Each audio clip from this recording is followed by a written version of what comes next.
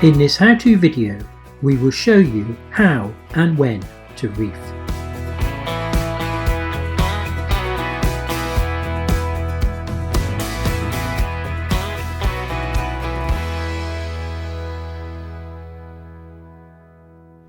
We were asked recently by one of our followers, what does reefing mean? And I'm sure most sailors know how to reef, so this video is really for somebody who is still learning. But there are a couple of tips I have that you might find interesting. One is a reverse halyard, so we'll explain about that a little bit later on. But anyway, let's have a look at how to reef with standard type of reefing lines. So we have two different types of reefing lines on Ocean Fox. We've got 3 reefing lines in total. The first 2 are single line reefing lines, and the third one, the smallest one, is only a single line reefing line and a clip at the front to hold the clue in place. First thing I tend to do is to lift the topping lift a bit, which lifts the end of the boom, and that just takes the pressure off the sail.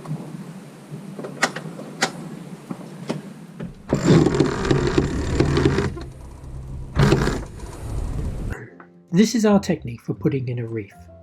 The first thing we do is lift the boom with the topping lift. This takes the weight of the boom off the sail and makes the reefing lines run much easier. You then use the first reefing line to reduce the size of the sail at the same time as dropping the halyard.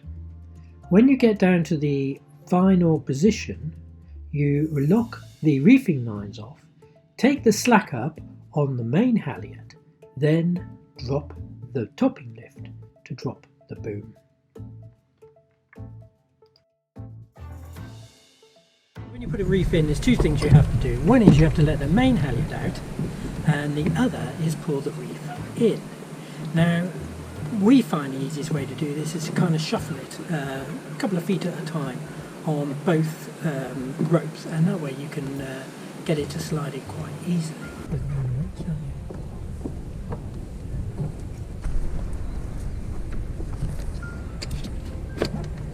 The main sail out, I just put one turn round the winch, hold onto it and knock the clutch away, and then I can actually let it go down. As I do that, Carla will take in the reef.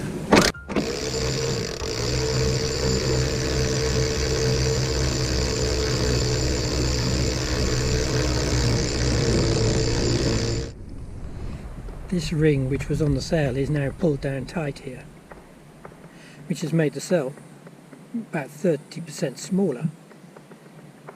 And if we go up to the other end,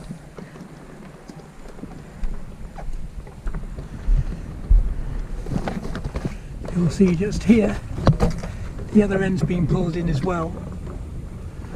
So all we need to do now is to let out the topping lift, and that'll take the slack out of here. Do you want to just let the topping lift off?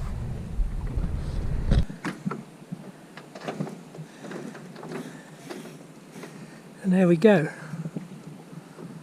A couple more things you need to do really. One is to take in the other reefing lines, because you don't want them flying around and then they could get caught on all the bits of boat, sat dish and things like that, or rip the flagstaff off. So just take the slack in and get rid of it, and then you'll be in quite a tidy position really.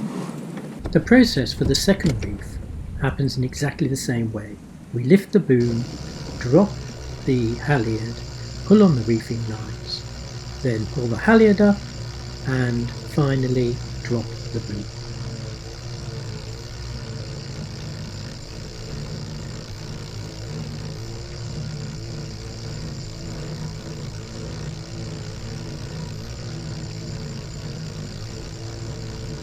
So here's the second reef, and as you can see it's come down here and made the sail a lot smaller. This one's on the starboard side, the first reef is on the port side. Coming up the back, here we go. Nice view of that one there. We've still got the boom up, which is leaving the luff free, which takes all the pressure off it. So even though this third reef only has a single line, it works in exactly the same way. We actually lift the boom up slightly before putting the reef in. and we're going to drop the mainsail, and the two of us do this together.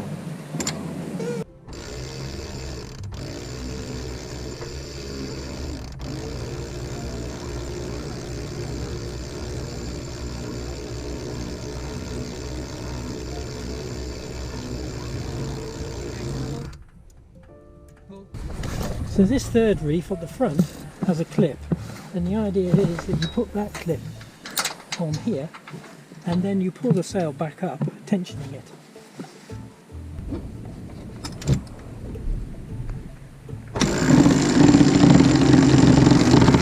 There we go. This is actually really simple when we're in the marina. We've got absolutely no wind, there's no wind in the sails whatsoever.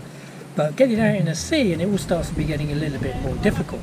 And the standard practice is that you turn head to wind to take the pressure off the sails in order to do the reefing. But there is an issue with that. If it's blowing 30 or 40 knots, then you're going to have some pretty lumpy seas out there, and you'll be banging into them, and it all starts to get quite uncomfortable, and if not a little bit dangerous. So we came up with a solution which means that we can actually reef even if we are going downwind or on a reach, and that is a reverse halyard. So we installed this from the head car on the top of the mainsail, and it comes down to the control centre here, and basically it means if the sail is got a lot of wind pressure on it and it's stuck to the shrouds, or it just physically won't come down, we can actually pull it down or put it on a winch and pull it down, and that way we can get the reefs in a lot easier and in a lot safer fashion.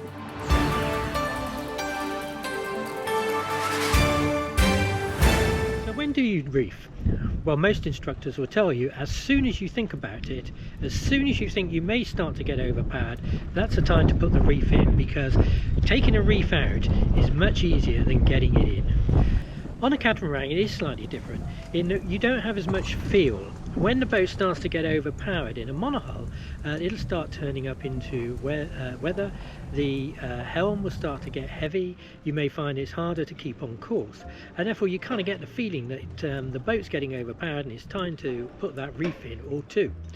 On the catamaran you actually don't get that feeling, and so we have what we call a set of numbers, and this is either given to you by the manufacturer or you have to construct your own set, as we've done on Ocean Fox, and that means that as soon as the wind starts to get up to a certain level we actually start to put a reef in, or we start to consider it, and that way we know that we're safe.